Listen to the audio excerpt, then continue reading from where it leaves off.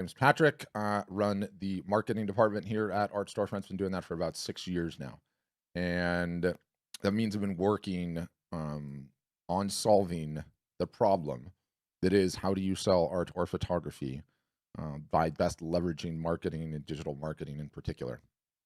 And it's an interesting problem to work on. There's not that many, you know, art marketing agencies, for instance, right? Because it's a very, very hard problem to solve. Selling art and photography is not like selling every other item out there. A lot of tradecraft, a lot of nuance to it. In addition to that, I've been running 3 of these sessions since a little bit before the pandemic. So, year and a couple of months now. I don't believe that there's another human being on the planet that talks to more artists and photographers on a week in, week out basis. I have now at this point heard it all, seen it all, you know, niche selection, pricing, sales, Facebook ads, branding, how to negotiate with the galleries, pricing, markup.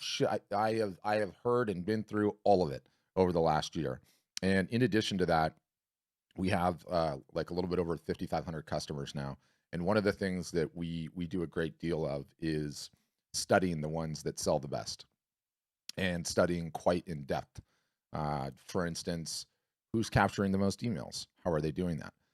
Excuse me. Who is the best on Facebook? Who is the best on Instagram? What are they posting? What kind of activity are they getting there? Who is selling the most art, period? Who is selling the most classes? Who is selling the most originals? Who's selling the most commissions? Metal prints, canvas prints. And you do all of that collectively. And why am I bringing all of this up? I think I can help you. I think today's Q&A after I'm done with the presentation can be insanely valuable. I think if you're struggling with something, I probably have a solution that can put you on the path. And I mean that in the biggest non-sales pitch way ever. I don't care if you ever do business with Art Storefronts, if you ever become a customer. I want the session to be valuable. I want to try to get you on a path to growing your art business to where you want it to be. I honestly believe that I can help you.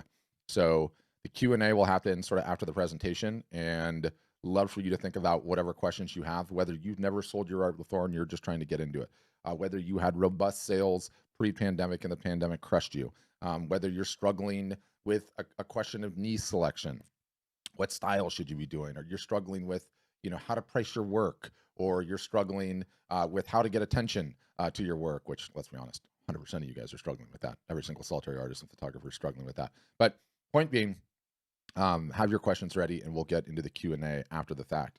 But I want to start with sort of this new concept that I've come up with, and I call it the art selling pyramid. Okay. And I sort of stole it from Maslow's hierarchy of needs. I don't know if you've seen this pyramid, right? But in Maslow's hierarchy of needs, you've got the physiological needs at the bottom, right? And the concept of the pyramid is you have to sort the blocks on the bottom before you can even contemplate sorting the blocks on the top. And the physiological needs are first, right? We have to eat, we have to sleep, we have to do that daily. That has to happen every single solitary day before we can even contemplate working on safety and shelter and money. And then you go up the thing and it's love and belonging and esteem and self-actualization. You can become a great person and all of that jazz.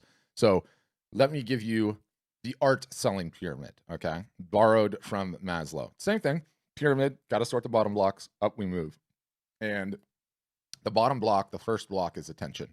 And I know, without equivocation, that every single solitary person on this Zoom call has an attention problem. What is attention? It is the eyeballs that you need to be able to sell your work. It is people knowing who you are, seeing your work, interacting with you. And we live in a, in a world right now where attention is the currency of the land. It's not dollars, it's attention. You have the attention, you can do anything. Without it, you're not in the game. Does the best art that's being created get sold? No. The best art that's being created that gets seen gets sold. And attention is every single solitary one of our problems. And just like in Maslow's pyramid, you have to sort it daily. You have to be working on getting more of it daily. It is no different than eating and sleeping. And I look at this little pyramid and, a perfect way for me to explain it. Do you know who some of the most powerful women, not just in the United States are, but in the entire world are? It's the Kardashians. You want to know why? They have attention, okay? Any one of those women, any of those surgically enhanced women could decide to start painting stick figures tomorrow and sell $35 million worth of art in the first year. Why? Because they have attention, okay? They understood what the currency of the land is. When you have the attention, you can do anything. Attention comes in two forms: rented and owned. Rented are YouTube subscribers and Instagram fans and Facebook followers, any social media followers you have on any of those sites. Why is it rented? It's rented because you don't own it. They can change the rules at any time. Still very important, but it's rented. The other kind of attention, the owned attention, really email addresses, most importantly. Secondarily, snail mail. And for some people that do text message marketing, it's phone numbers. But you have to work on building your attention day in, day out. It is a quotidian job. And ultimately, it's the biggest problem that every single solitary one of you on here have. Some of you think you have a website problem. Some of you think you have a pricing problem. Some of you think you have a problem negotiating with galleries. You can't even have any of those problems until you solve the attention problem. The attention problem is the whole ball game. And when you understand it, you start getting intentional. You start working at it. It is no different than eating and sleeping. What did you do to acquire more attention for your work today? If you're not working on that, then you can't even have any of the other problems. Next block. Okay. After we solve the attention situation, we're working on it. It's a constant battle. It never ends. The outside of this block is number 1 and 2 here. And then I'm going to get into the block. Number 1 is the business model. Okay. I believe that an artist or a photographer, if they want to build a successful business, has to understand the business model. The business model is selling direct, by which I mean you, the artist, the photographer, selling directly to your end customer. You retain the data on your end customer such that you are able to market to that customer in perpetuity. Many people, the way that the industry worked traditionally forever, was people that did not retain this information. They sold through galleries, or maybe they did the show in their circuit, but they weren't the best at keeping up with these people and marketing to them in perpetuity. I got this book that I cite all the time, and it's by Weiland. Weiland is the whale guy. Okay, and don't worry, I'm going to send you links to this. But he wrote this book. He sells it directly on his website. He's depending on who you talk to, he's the #1 selling artist in the entire United States, probably even the world, to be honest with you, because of his business model and what he's done. And he talks in that book about this concept called a collector list. Okay, and for Weiland, a collector list are buyers of his art that sell or that buy in upwards of 7+ pieces over the course of a lifetime. And he treats this collector list like VIP. They are his collectors might as well be staying in the Four Seasons. He reaches out. He gives them special access to things. He likes their social media posts, and he continues to build that list. Okay, and fundamentally, it is one of the single solitary most important things any art or photography business can have. Collectors surface, you market to them in perpetuity, your prices continue to go up, they go along for the ride. Some of these people will buy in upwards of 20 and 30 and 40 pieces throughout the course of your life. And if you are not building that list, it's sort of like you're working a job and you're not putting any money away in a retirement account. It's almost like a 401k that just pays every single solitary year. And I can go into some detailed examples, but the goal is you come out with a new series. You have a show, right?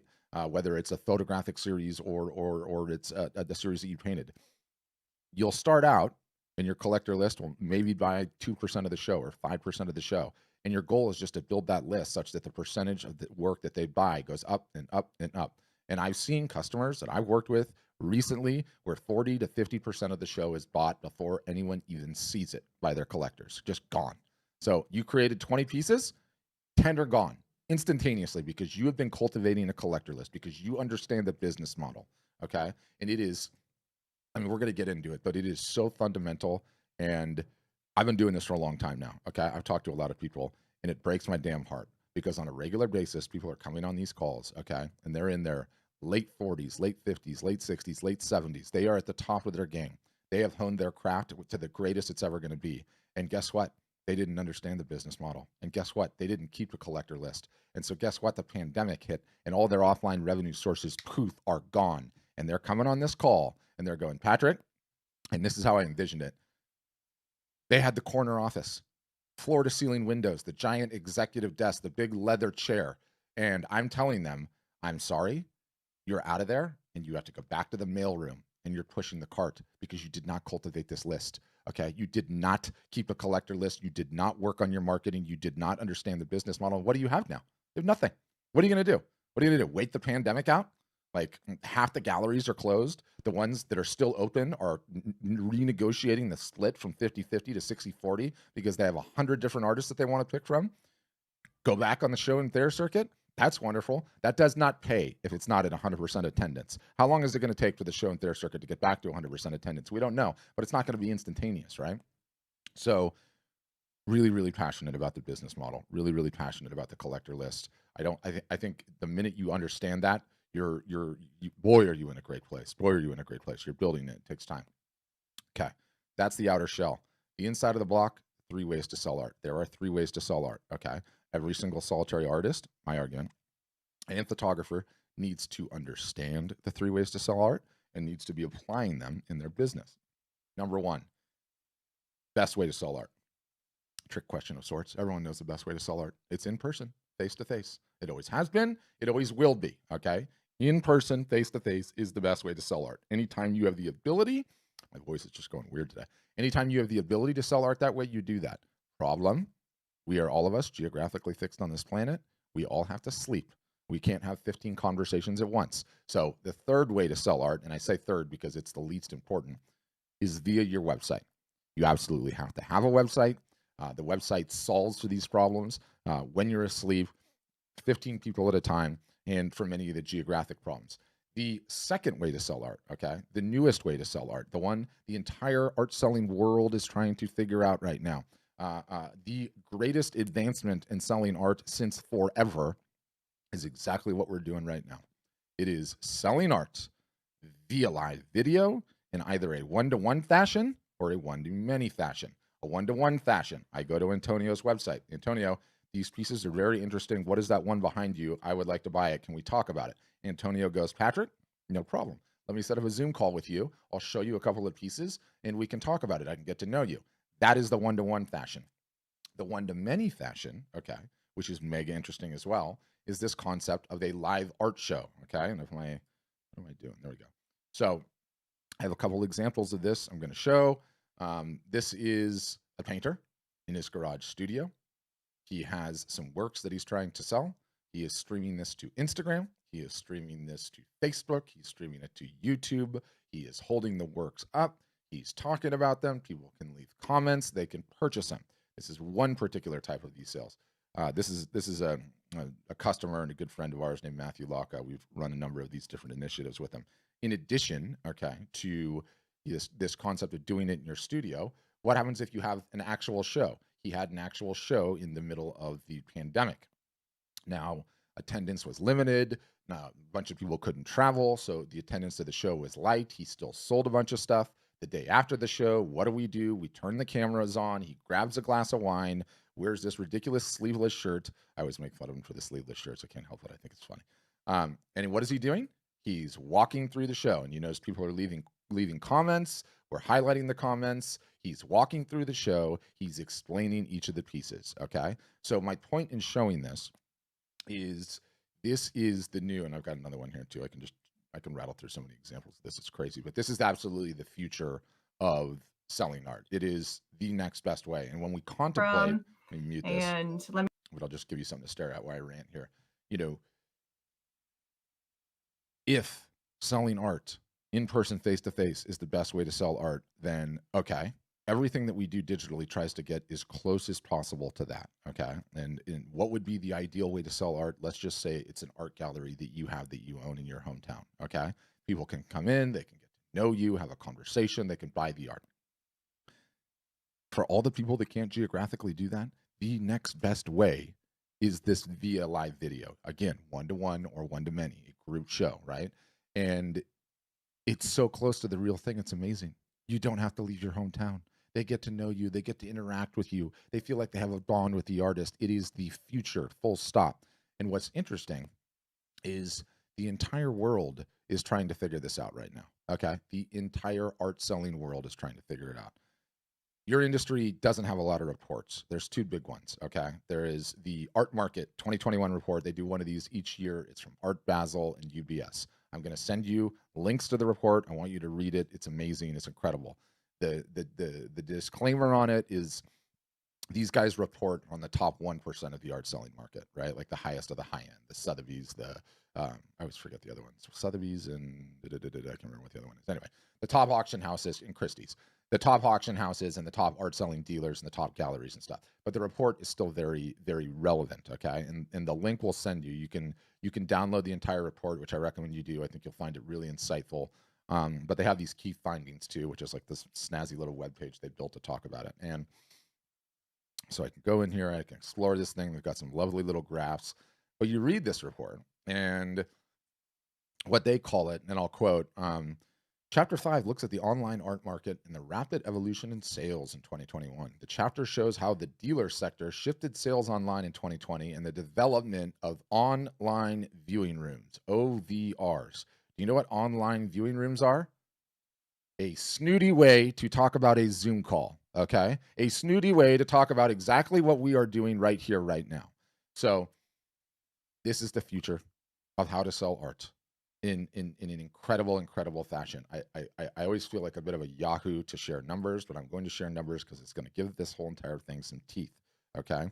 So Matthew Laka, longtime customer, great friend, normally does the full dog and pony gallery shows.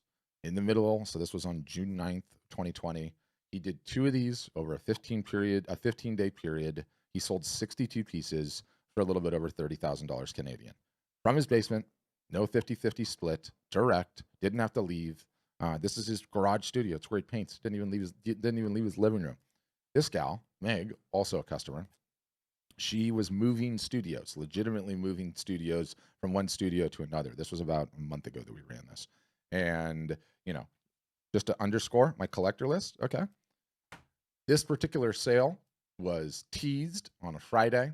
On Monday, she emailed her collector list. Her collector list bought 46% of the show. She sold a little bit less than, I think, 76 different pieces for $15,000. Now, the pieces in this particular show were like the color studies, right? They weren't like the full buttoned up pieces. I'm trying to get to one where she's actually holding one.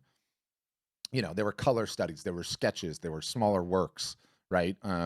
Stuff that was just involved in it. But the point is, this is absolutely the future. It is such an incredible way to sell art and photography. The entire world is trying to figure it out. You get people using various different, at the snooty end, it's OVRs, online viewing rooms, or the art fairs and shows that are trying to keep the booth deposits. What's their line that they love? We're going to have a virtual art show, right?